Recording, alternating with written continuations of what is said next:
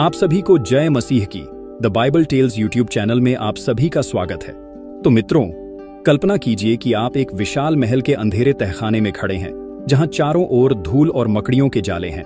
दीवारों पर समय की गहरी छाप दिखाई देती है और एक पुराना संदूक कोने में रखा गया है, जो समय के साथ लगभग टूट चुका है। जैसे ही आप उस संदूक को खोलते हैं, उसकी गहराई से एक प्राचीन पुस्तक निकलती है। यह सिर्फ कोई पुस्तक नहीं है, बल्कि यह एक ऐसा रहस्य है जो सदियों से दबा हुआ था। यह दृश्य हमें राजा योशिय्याह के जीवन की ओर ले जाता है। एक ऐसा राजा जिसने अपने समय के अंधकार को चीरते हुए सत्य और प्रकाश की खोज की। उनकी कहानी केवल एक राजा के सुधार की गाथा नहीं है, बल्कि यह विश्वास, साहस और ईश्वर के साथ गहरे संबंध की यात्रा है। तो पूरी कहानी क्या है, इस वीडियो में हम जानेंगे। लेकिन आगे बढ़ने से पहले इस वीडियो को एक लाइक करके चैनल को सब्सक्राइब जरूर करिए और साथ ही हल्लेलुयाह या आमेन जरूर कमेंट करिए, क्योंकि आपका एक छोटा सा समर्थन हमारे प्रयासों को नई ऊर्जा देता है और हमें परमेश्वर के वचन को और अधिक लोगों तक पहुंचाने की प्रेरणा देता है। तो चलिए वीडियो को शुरू करते हैं। योशिय्याह का जन्म एक कठिन समय में हुआ। उनके दादा मनश्शे, जो यहूदा के सबसे लंबे समय तक शासन करने वाले राजा थे, उन्होंने मूर्ति पूजा को इतना बढ़ावा दिया कि यहूदा का हर घर पाप और अंधकार से भर गया।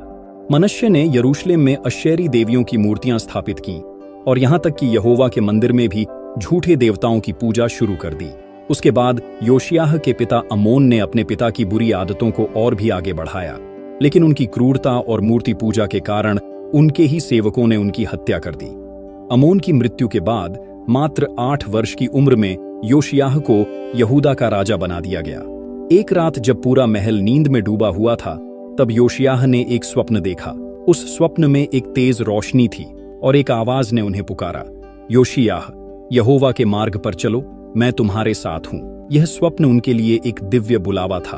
उन्होंने तय किया कि वह अपने पूर्वजों की गलतियों को सुधारेंगे। 20 साल की उम्र में ही योशिय्याह ने अपने राज्य में बड़े सुधार शुरू किए। उन्होंने सभी मूर्तियों और ऊंचे स्थानों को नष्ट करने का आदेश दिया। यह कार्य आसान नहीं था, क्योंकि यहूदा के लोग इन मूर्तियों की पूजा करते थे और उनके दिलों में इन परंपराओं के लिए गहरा लगाव था। एक दिन जब योशिय्याह अपने सैनिकों के साथ मूर्ति तोड़ने निकले, तो एक बूढ़ा पुजारी उनके पास आया और बोला, राजा, यह कार्य तुम्हें विनाश की ओर ले जाएगा, क्योंकि हमारे देवता नाराज होंगे। तब योशिय्याह ने शांत भाव से उत्तर दिया, मेरा देवता यहोवा है, मैं केवल उसी की आराधना करूंगा और अपने लोगों को भी उसी के मार्ग पर चलाऊंगा। 26 वर्ष की उम्र में योशिय्याह ने यहोवा के मंदिर की मरम्मत का आदेश दिया। मंदिर, जो किसी समय परमेश्वर का पवित्र निवास स्थान था, अब वह खंडहर में बदल चुका था। वर्षों की उपेक्षा और मूर्ति पूजा ने इसे पूरी तरह नष्ट कर दिया था। योशिय्याह ने अपने मंत्री शापान और मुख्य याजक हिल्किय्याह को मंदिर की मरम्मत का जिम्मा सौंपा। जब मजदूरों ने काम शुरू किया, तो एक दिन मुख्य याजक हिल्किय्याह ने मंदिर के अंदर एक प्राचीन पुस्तक खोजी। यह पुस्तक और कोई नहीं, बल्कि व्यवस्था की पुस्तक थी, जिसे मूसा ने लिखा था। जब इस पुस्तक को राजा योशिय्याह के सामने पढ़ा गया, तो वह दंग रह गए। उनकी आंखों से आंसू बहने लगे, क्योंकि उन्होंने महसूस किया कि यहूदा ने परमेश्वर की शिक्षाओं को पूरी तरह भुला दिया था। योशिय्याह ने तुरंत अपने राज्य के लोगों को इकट्ठा किया और उन्होंने यहोवा की व्यवस्था की पुस्तक को सबके सामने पढ़ा। यह सुनकर सभी लोग भयभीत हो गए, क्योंकि उन्हें एहसास हुआ कि वे परमेश्वर के क्रोध के पात्र बन चुके हैं। और तब योशिय्याह ने पूरे राज्य में मूर्तियों और बलिस्थानों को नष्ट करने का आदेश दिया। उन्होंने झूठे याजकों को हटा दिया और यहूदा को फिर से यहोवा की पूजा के लिए समर्पित किया। यह कदम आसान नहीं था। कई लोगों ने इसका विरोध किया, क्योंकि मूर्ति पूजा उनके जीवन का हिस्सा बन चुकी थी। लेकिन योशिय्याह के साहस और विश्वास ने सबको बदल दिया। जब योशिय्याह ने व्यवस्था की पुस्तक को पढ़ा, तो उन्होंने महसूस किया कि परमेश्वर की चेतावनी अब भी जीवित है। उन्होंने मुख्य याजक हिल्किय्याह और अन्य पुरोहितों को भविष्यवक्ता हुल्दा के पास भेजा। हुल्दा ने योशिय्याह को एक गंभीर संदेश दिया। उसने कहा कि यहूदा पर परमेश्वर का न्याय अवश्य आएगा, क्योंकि लोगों ने परमेश्वर को छोड़ दिया और झूठे देवताओं की पूजा की। लेकिन योशिय्याह की विनम्रता और भक्ति के कारण यह विपत्ति उनके जीवन काल में नहीं आएगी। यह सुनकर योशिय्याह ने और भी गहराई से राज्य को शुद्ध करने का प्रयास किया। उन्होंने पूरे यहूदा और इस्राएल में यात्रा की, ऊंचे स्थानों को नष्ट किया और लोगों को यहोवा की ओर लौटने के लिए प्रेरित किया। योशिय्याह केवल एक राजा नहीं थे, वह एक सच्चे मार्गदर्शक थे। वह अपने लोगों से प्रेम करते थे और चाहते थे कि वे यहोवा के साथ एक गहरा संबंध बनाएं। उनके सुधार केवल बाहरी रूप से मंदिर की मरम्मत या मूर्ति पूजा को समाप्त करने तक सीमित नहीं थे। उन्होंने अपने राज्य के प्रत्येक व्यक्ति के हृदय को परिवर्तित करने का प्रयास किया। योशिय्याह ने अपने राज्य में सार्वजनिक सभाओं का आयोजन किया, जहां उन्होंने स्वयं व्यवस्था की पुस्तक को पढ़कर सुनाया। उनकी आवाज में सच्चाई और दृढ़ता थी और उनका हर शब्द लोगों के दिलों में गूंजता था। एक दिन सभा के दौरान एक वृद्ध महिला योशिय्याह के पास आई और रोते हुए बोली, राजा, मैंने अपने पूरे जीवन में यहोवा को भुला दिया था, लेकिन तुम्हारे शब्दों ने मेरे हृदय को छू लिया। मैं अपने परिवार के साथ अब से यहोवा की आराधना करूंगी। योशिय्याह ने उसे सहारा दिया और कहा, यह केवल मेरी नहीं, यहोवा की योजना है। वह हमें पुनः अपने पास बुला रहे हैं। योशिय्याह के जीवन से जुड़े रहस्य केवल उनके सुधारों तक सीमित नहीं थे। उनकी कहानी में कई दिव्य संकेत और भविष्यवाणियां छिपी हुई थीं। महायाजक हिल्किय्याह के पुत्र शफान ने बताया कि व्यवस्था की पुस्तक में एक रहस्यमय भाग था जो भविष्य में आने वाले मसीहा की ओर संकेत करता था। योशिय्याह ने यहोवा से प्रार्थना की, हे प्रभु, मुझे उस मसीहा के बारे में और ज्ञान दो जो हमारे पापों को दूर करेगा। और उस रात योशिय्याह ने एक स्वप्न देखा। एक प्रकाश उनके सामने आया और उसमें एक व्यक्ति खड़ा था जिसके सिर पर कांटों का मुकुट था और हाथों में कीलों के निशान। वह आवाज में बोला, योशिय्याह, तुम्हारा कार्य मेरे मार्ग को तैयार करना है। जब समय आएगा मैं इस संसार को उद्धार दूंगा। योशिय्याह इस स्वप्न से जागे और उनके अंदर एक नई ऊर्जा का संचार हुआ। यह उन्हें और अधिक समर्पित और दृढ़ बना गया।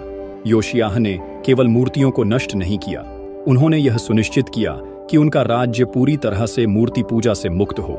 उन्होंने उन ऊंचे स्थानों को भी ढा दिया जहां लोग गुप्त रूप से बलि चढ़ाते थे। उन्होंने यहूदा के प्रत्येक कोने में अपने सैनिकों और पुजारियों को भेजा ताकि हर पापपूर्ण स्थान का नाश हो, और यह कार्य बहुत ही कठिन था।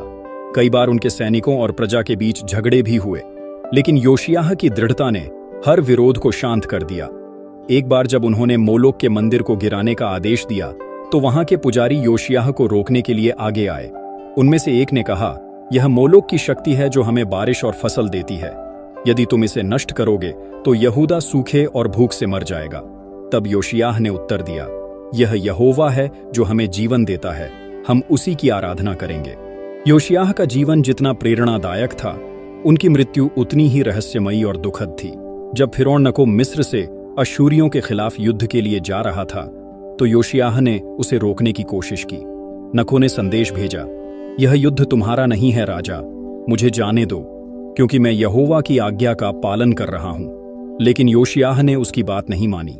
उन्होंने अपने सैनिकों को युद्ध के लिए तैयार किया और मेगिद्दो की लड़ाई में योशिय्याह बुरी तरह घायल हो गए। उनके सैनिक उन्हें वापस यरूशलेम ले गए। अपनी मृत्यु के समय पर योशिय्याह ने प्रार्थना की, हे यहोवा, मैंने अपने जीवन में केवल तेरी सेवा की, मेरे पापों को क्षमा कर और मेरे राज्य को बचा ले। योशिय्याह की मृत्यु यहूदा के इतिहास में एक महत्वपूर्ण मोड़ थी। कुछ लोग मानते हैं कि यह योशिय्याह की एक भूल थी, जबकि अन्य इसे यहोवा की योजना का हिस्सा मानते हैं। योशिय्याह की मृत्यु के बाद भी उनकी शिक्षाएं और सुधार यहूदा के लोगों के दिलों में जीवित रहीं। उनकी कहानी हमें यह सिखाती है कि ईश्वर के साथ हमारा संबंध केवल व्यक्तिगत नहीं होता, यह हमारे समाज और आने वाली पीढ़ियों के लिए भी एक मार्गदर्शक होता है। योशिय्याह ने अपने जीवन से यह साबित किया कि एक सच्चा नेता वह होता है जो अपने लोगों को ईश्वर की ओर ले जाए, भले ही परिस्थितियां कितनी भी विपरीत क्यों न हो। योशिय्याह की कहानी हमें सिखाती है कि ईश्वर की ओर लौटने का रास्ता हमेशा हमारे लिए खुला है। चाहे परिस्थितियां कितनी भी कठिन क्यों न हो, अगर हमारे दिल में सच्चाई और विश्वास है तो हम हर बाधा को पार कर सकते हैं। योशिय्याह ने अपने जीवन से यह साबित किया कि एक सच्चा नेता वही है जो ईश्वर के निर्देशों का पालन करे और अपने लोगों को भी उसी राह पर चलने के लिए प्रेरित करे। तो क्या आप तैयार हैं योशिय्याह की तरह अपने जीवन में सुधार लाने के लिए? क्या आप अपने दिल और आत्मा को ईश्वर के लिए समर्पित करेंगे? नीचे कमेंट में हमें जरूर बताएं। अगर आज का यह संदेश आपके दिल को छुआ हो तो इस वीडियो को अपने दोस्तों और परिवार के साथ शेयर जरूर करें। साथ ही इस वीडियो को एक लाइक करके the Bible tells YouTube channel को सब्सक्राइब जरूर करें। तो फिर मिलेंगे अगली वीडियो में एक और अद्भुत कहानी के साथ। तब तक ईश्वर की कृपा आप पर बनी रहे। धन्यवाद।